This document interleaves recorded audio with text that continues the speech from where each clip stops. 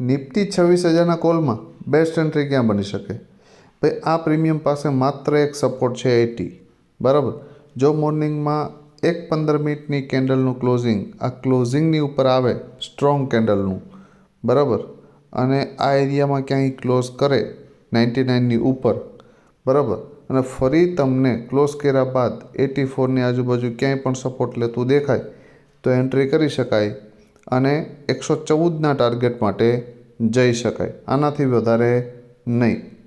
One વેની અંદર 114ની ઉપર 15 મિનિટની કેન્ડલ સસ્ટેન થાય અને 100 રૂપિયાની આજુબાજુ ફરી પાછું તમને સપોર્ટ લેતું દેખાય તો એન્ટ્રી કરી શકાય. અને 114 બ્રેક કરી દે ને તો 141, 170 અને એનાથી ઉપર જાય તો 197 સુધી જઈ શકે. પણ 114 ઉપર 15 મિનિટની કેન્ડલ ક્લોઝ કરે ને ફરી ડીપ આવે ત્યારે એન્ટ્રી કરી શકાય.